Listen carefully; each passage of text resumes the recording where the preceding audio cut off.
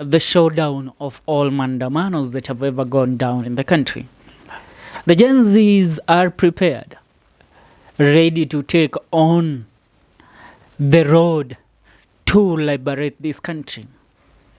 The Nane Nane demonstrations, today remembering is on date 6th, tomorrow is on 7th, and then the day after tomorrow, which is on Thursday, that's when the mother of all demonstrations will be taking place in the country.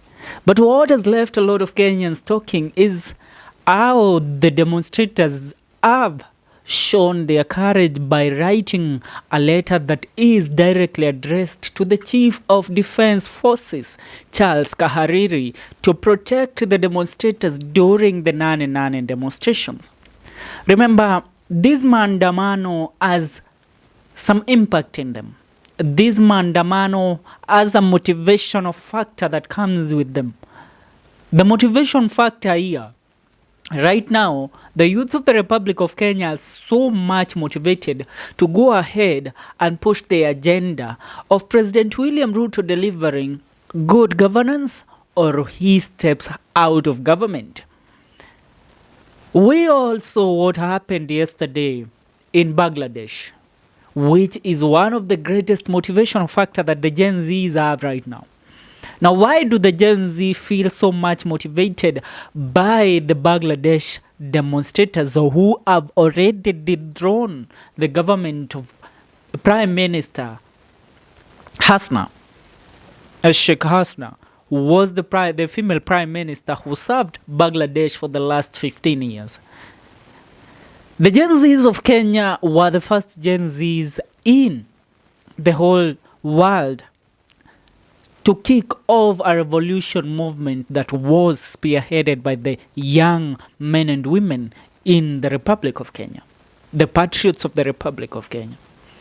Now, after kicking the demos and occupying the parliament of the Republic, the president countered the demonstrations with violence and with threats.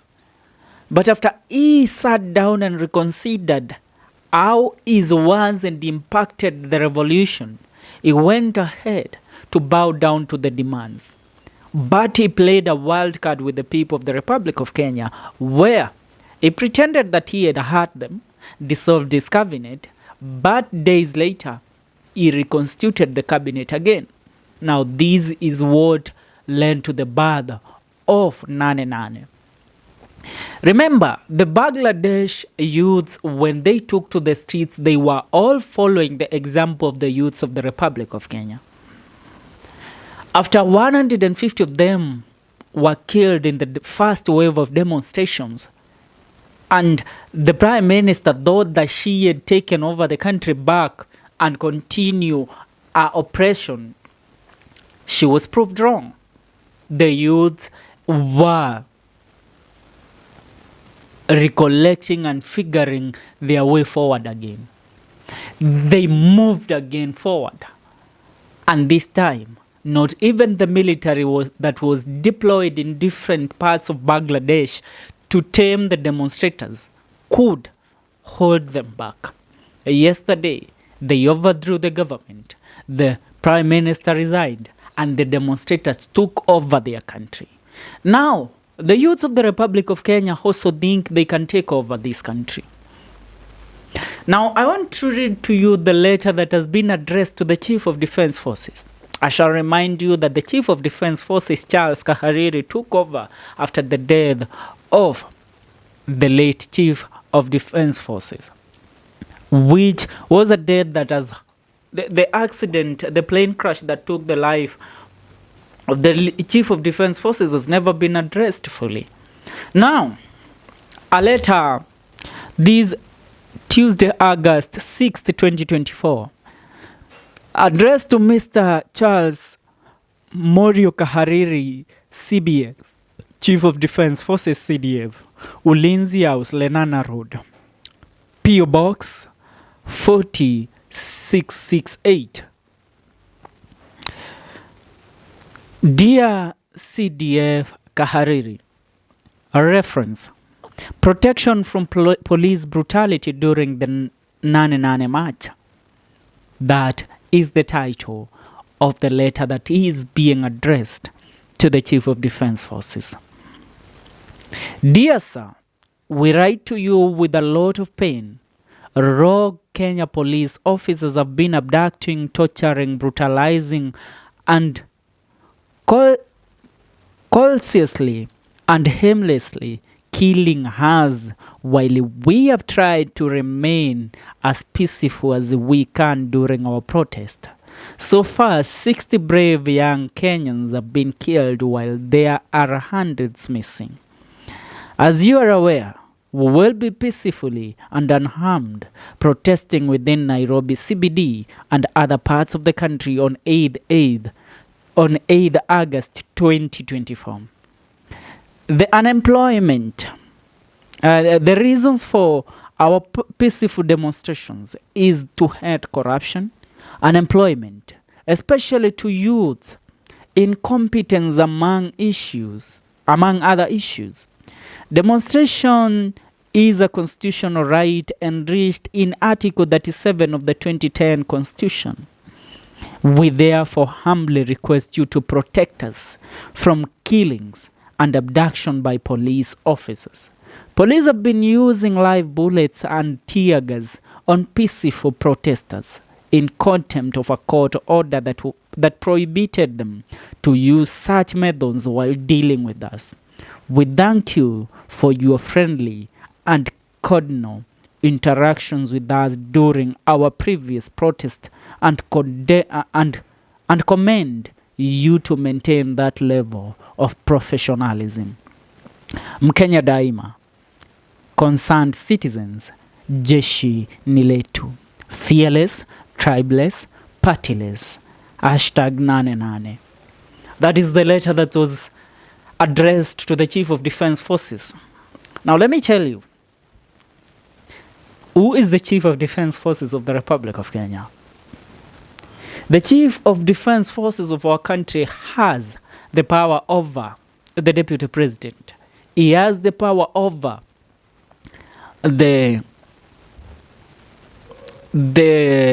forces that we have in our country, over our military. He has the power over the Cabinet Secretary of Defense, Soipani Tuya. That is the Chief of Defense. So the question is the military happy with the current regime of President William Ruto? Can the military be used as a tool of intimidation against its own people? No, the Constitution doesn't allow that. The military takes over government when the president is unable to rule the republic. The president has police behind him. Yes, we know our police officers are a very instrumental tool in our republic, but most of them are incompetent. You won't patronize me by telling me that without them this and this would be happening. Sure enough, we know. But what does the youth want? The youth want a better Kenya. The Nane Nane march is a march for a better republic. A republic that does not recycle leaders and multi-billionaires and put them in office. A republic where somebody won't tell us that he is worth 2.3 billion and we are giving him a ministerial job that is worth 1 million Kenya shillings a month, and you don't count other expenses and other input that this man receives as accommodations for his service to the Republic of Kenya. So a man worth 2.3 billion will be again pocketing 10 million a month as salary from the Republic of Kenya without counting the corruption that he will do and the money that he will accumulate through his corruption deals. That is the republic that we want. We want a republic that we, the youths and the people of the Republic of Kenya who are unemployed and don't have jobs, have a chance to be at the table. We have a chance to be heard on the table. Now, the cabinet is being reconstituted. Ruto is building up his cabinet again, which is a cabinet that is a recycle of the former cabinet, because there are no changes. It's, as I always say, nyani ni wale wale, misitu ndio imebadilika. Nyani ni wale wale, CSs ni wale wale, dockets ndizo ambazo zimebadilishwa. So, the letter to the Chief of Defense Forces, as the public undermine the police. No, they have not undermined the police. They have done that because the police have proven not to be in support of the public. Yes, all we call for is a better Kenya. Let me ask you, what do you think the youth can march and do if they are not, them singing better governance in the streets of Nairobi, as long as they don't touch the properties of the people? Because I have seen today the youth of Bangladesh have decided, you know what, she is gone. We have done a lot. We have destroyed our streets, but we won't request anybody to rebuild our country back. So they have taken the step. Today, the youth of Bangladesh and the people of Bangladesh have spent their day cleaning the rubbish and every burnt public utility that they had destroyed. They are building them again. They are painting the walls now again.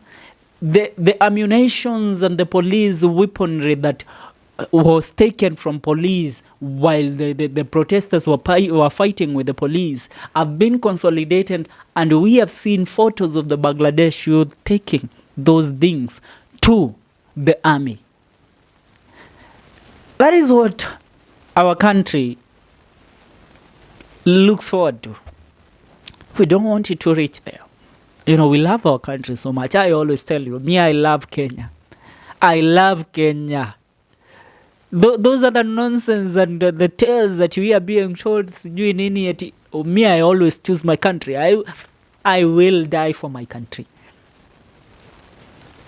This country, let me tell you, I have seen people living in other people's countries, what they go through.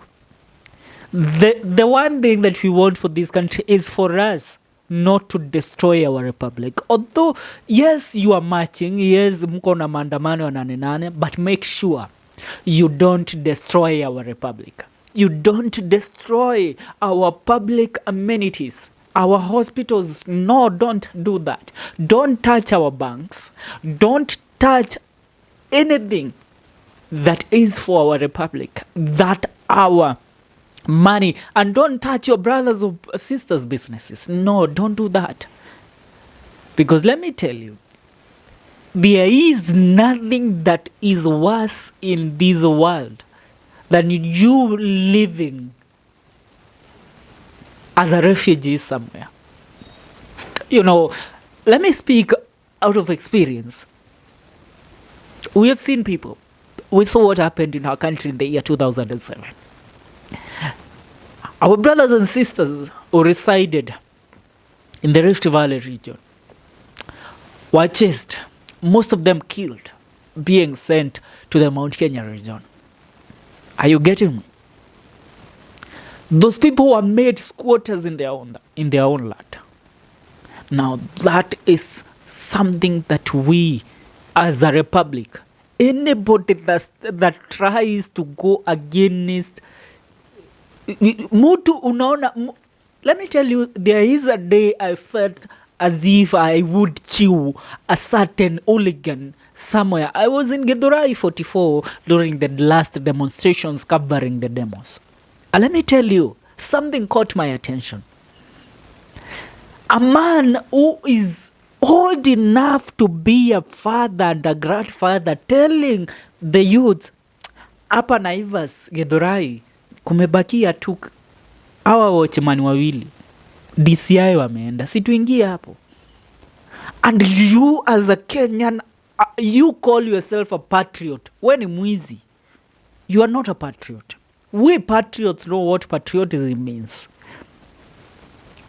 So don't destroy our republic. It would be very nice if the demos are safeguarded by the military, if the military is to come and the police safeguard the people. Mnataka kupiga kelele, pigeni, teremkeni mukiimba. Na nyinyi waandamanaji, mwambiane yule ambaye atarusha mawe kwa duka ya mtu, yule atarusha polisi mawe kama polisi hajamprovoke, yule ambaye atajaribu kuchoma any of our public properties, atajua ajui. This country is where our children will be raised as the Gen Zs. This country is where we will marry, we will raise our kids, we will be buried in this country. Are you getting me? So nobody, should you stand out there as a Kenyan citizen, watch somebody touching somebody's property or touching our public amenities? No, I rebuke that. If you are going for maandamano on Nane Nane, take that into consideration. Because if you try to touch public properties, we will deal with you. The police will deal with you. Tutakuachia makarao watakupapasa. Unaget? Yeah, that's what's up. Yes. And tell me what you think in regards to the letter by the Gen Z addressed to our Chief of Defense, Honorable Charles Kahiriri, CBS. May God